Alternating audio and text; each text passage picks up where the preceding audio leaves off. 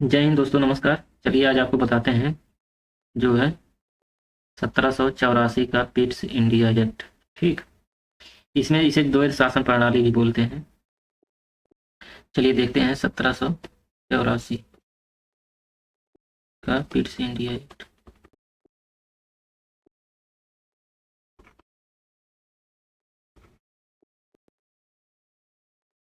ठीक, इसमें जो है इसका नाम देख लीजिए। पहले इसका नाम पिट्स इंडिया एक्ट क्यों पड़ा? ठीक,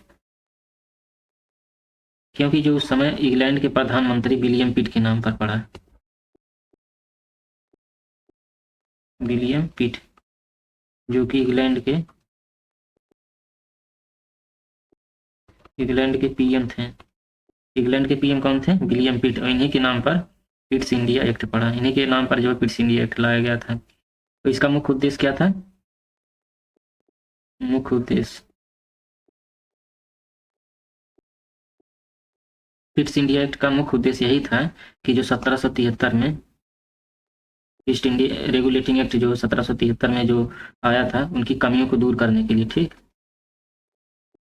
कमियों को दूर करने के लिए जो है पिट्स इंडिया एक्ट लाया गया था। तो इसमें क्या था, चलिए देखते हैं। इसमें जो है पिट्स इंडिया एक्ट में जो है बम्बई मद्रास प्रांतों में बंगाल के गवर्नर बम्बई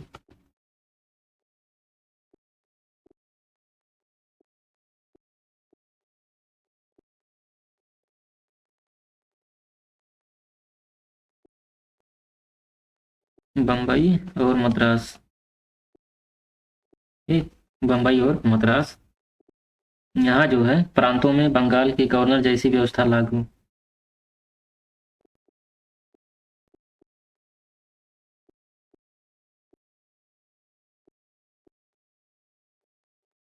ठीक, बम्बई बम्बई और मद्रास में गवर्नर जैसी व्यवस्था रहेगी, गवर्नर जैसी व्यवस्था लागू होगी।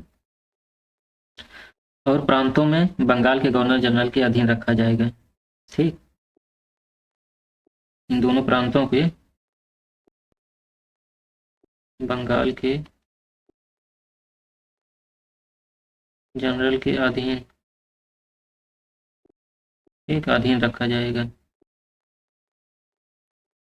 और गवर्नर जनरल की परिषद के सदस्य का आकार 4 से घटाकर 3 कर दिया गया, क्योंकि 1773 के रेगुलेटिंग एक्ट में 4 सदस्य थे। इनका आकार जो है घटाकर 1784 के पिट्स इंडिया एक्ट में जो है गवर्नर जनरल की जो परिषद के सदस्य थे, देख लीजिए।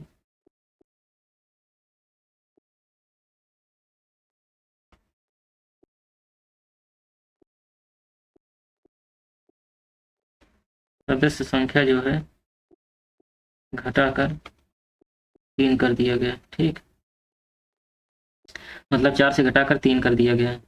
और कंपनी के व्यापारिक और राजनीतिक कार्यों में पृथककरण, कंपनी के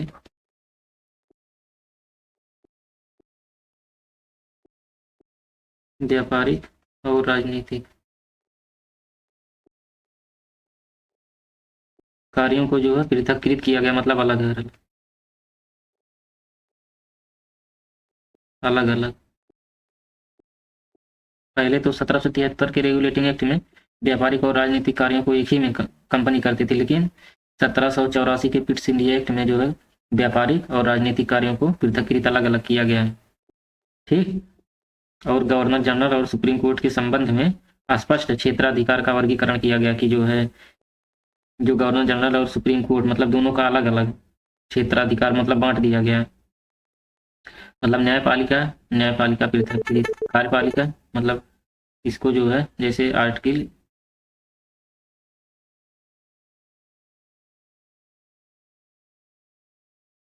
चल नहीं रहा, पता नहीं, जैसे आर्टिकल 50 में जो है कार्यपालिका और उसके बाद न्यायपालिका।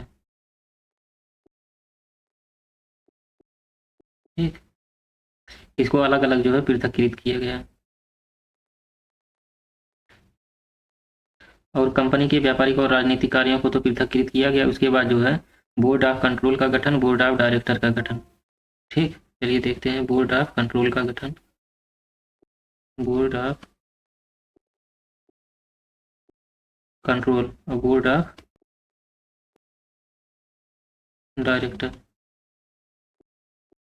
डायरेक्टर्स का गठन। इसमें क्या था, बोर्ड ऑफ कंट्रोल को जो है राजनीतिक मामलों पर नियंत्रण रखना था। राजनीतिक मामलों पर, जैसे राजनीतिक मामलों पर नियंत्रित करती थी, और व्यापारिक मामलों पर नियंत्रण जो है बोर्ड ऑफ कंट्रोल। ठीक, व्यापारिक मामलों पर नियंत्रण बोर्ड ऑफ कंट्रोल रखती थी और राजनीतिक मामलों पर बोर्ड ऑफ कंट्रोल नियंत्रण रखती थी।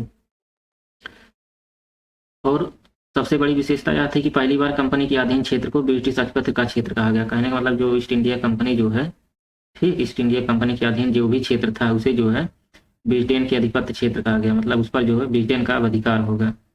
और स्पष्ट रूप से यह घोषणा भी कर दिया गया कि भारत में राज्य विस्तार की नीति ब्रिटिश राष्ट्र की नीति के विरुद्ध नहीं रहेगा। ठीक, मतलब अब जो है यह स्पष्ट रूप से घोषणा भी कर दिया गया कि भारत में जो है राज्य की नीति है वह जो है ब्रिटिश राष्ट्र की नीति के विरुद्ध नहीं रहेगा। कहने का मतलब ब्रिटिश राष्ट्र राष्ट्र की नीति के ही अनुसार रहेगा। उसके बाद जो फिट्स इंडिया एक्ट 1774 में 84 में, उसके बाद भारत शासन अधिनियम 1858 इसके बाद आता है। भारत शासन अधिनियम जो था 1858 में पूर्ण रूप से साम्राज्य विस्तार की नीति को जो है अस्वीकार किया गया इसमें। ठीक, भारत शासन अधिनियम।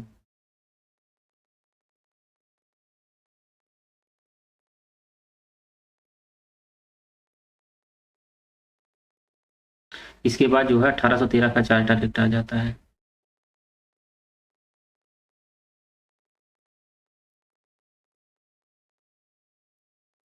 चलिए देखते हैं इसे भी, 1813 का जो चार्टर एक्ट है। चलिए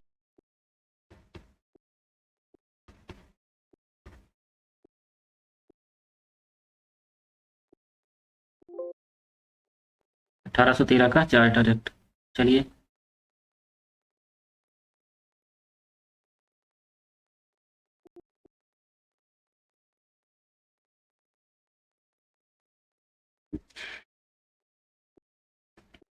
1813 का जो चार्टर एक्ट था इसका मेन उद्देश्य यही था। इसमें यह कहा गया कि जो भारत के व्यापार का मार्ग था, ठीक, भारत के व्यापार का मार्ग व्यापारी कंपनियों के लिए खोल दिया गया। ठीक, कंपनियों के लिए खोल दिया गया। 1813 के चार्टर एक्ट में यह प्रावधान किया गया कि जो भारत में व्यापार करने के लिए केवल ईस्ट इंडिया कंपनी ही इंग्लैंड से नहीं जो है व्यापार करेगी। वहाँ पर जो भारत में जाके और सारी कंपनियां इंग्लैंड की भी वो भी व्यापार करेंगी, क्योंकि पहले जो है इंग्लैंड से जो केवल ईस्ट इंडिया कंपनी आई थी भारत में व्यापार करने के लिए, लेकिन जो है 1813 का जो चार्टर एक्ट आया उसमें यह प्रावधान किया गया कि अब केवल ईस्ट इंडिया कंपनी भारत में व्यापार नहीं करेगी, इसके अलावा भी और सारी कंपनियां इंग्लैंड की जाके भारत में व्यापार करेंगी। तो व्यापारी कंपनियों के लिए खोल दिया गया रास्ता भारत में व्यापार के लिए। ठीक, और भारतीय संविधान का अनुच्छेद आर्टिकल 301, ठीक, आर्टिकल 301 संपूर्ण भारत में निर्बाध रूप से व्यापार करने की स्वतंत्रता का प्रावधान मूलतः इसी एक्ट से प्रेरणा प्राप्त करता है। 301 जो है आर्टिकल है। और इसमें जो 1813 के चार्टर एक्ट में ये हुआ कि चाय और चीन के साथ व्यापार को छोड़कर कंपनी के व्यापारिक अधिकार की समाप्ति कर दी गई। चाय और चीन, चाय प्लस चीन, चाय और चीन के साथ व्यापार को छोड़ के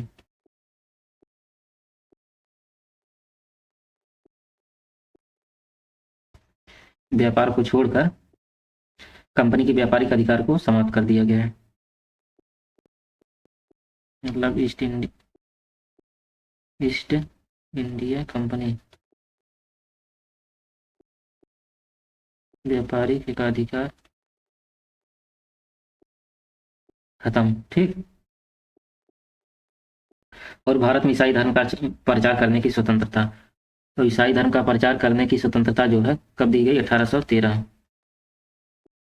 कि भारत में जो है ईसाई धर्म का खुले तौर पे स्वतंत्र होकर के प्रचार करे ईसाई धर्म का। और ब्रिटिश कंपनी जो प्रत्येक वर्ष जो है साहित्य एवं विज्ञान के प्रसार के लिए 1 लाख रुपए खर्च करेगी।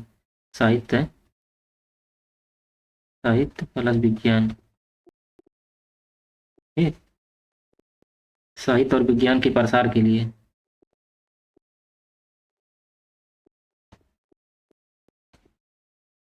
लिए जो है 1 लाख रुपया खर्च करेगी प्रतिवर्ष, मतलब प्रत्येक वर्ष जो है 1 लाख रुपया जो है खर्च करेगी साहित्य और विज्ञान के लिए, विज्ञान के प्रसार के लिए प्रत्येक वर्ष 1 लाख रुपए खर्च करेगी। ये तो था 1813 का चार्टर एक्ट, ठीक। इसके बाद बताएंगे जो है 1833 का चार्टर एक्ट। या तो चलिए इसे भी देख लीजिए, बहुत ज़्यादा नहीं है, थोड़ा सा है। इसमें जो 1833 का जो चार्टर एक्ट था, भारत के व्यापार का मार्ग जो सभी ब्रिटिश व्यापारिक कंपनी के लिए तो खोल ही दिया गया था। इसके पहले में ही भारत के व्यापार का मार्ग सभी ब्रिटिश कंपनी के लिए खोल दिया गया है। और 1833 के चार्टर एक्ट में यह बताया गया है कि जो गवर्नर जनरल को सैनिक, असैनिक और राजस्व संबंधी मामलों की सभी जो शक्तियाँ, अर्थात जो कार्यपालिका संबंधी जितनी भी शक्तियाँ हैं वो गवर्नर जनरल को दे दी गई। मतलब 1833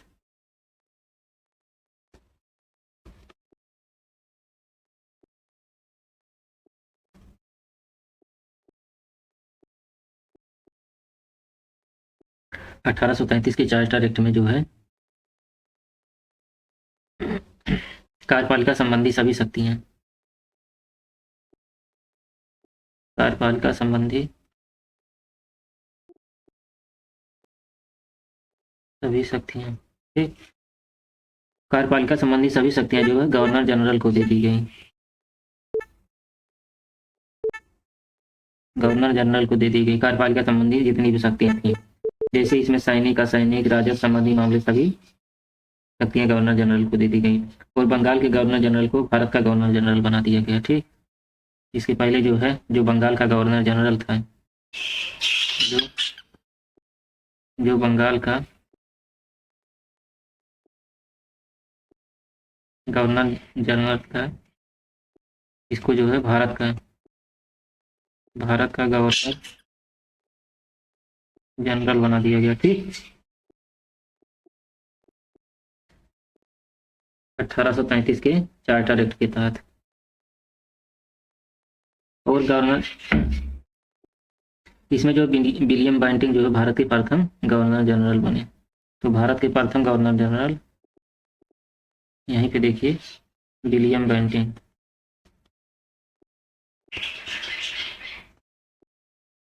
विलियम बेंटिंक जो है भारत के प्रथम गवर्नर जनरल बनते हैं। और कंपनी के व्यापारिक अधिकार की पूर्णतः समाप्ति, कंपनी के व्यापारिक अधिकार समाप्त पूरी तरह से, ठीक। उसके बाद भारतीयों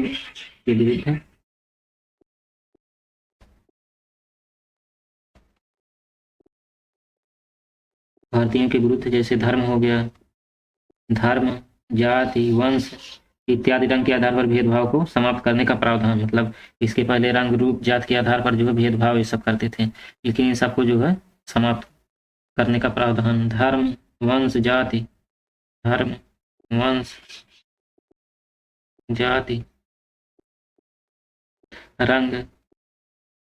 रंग के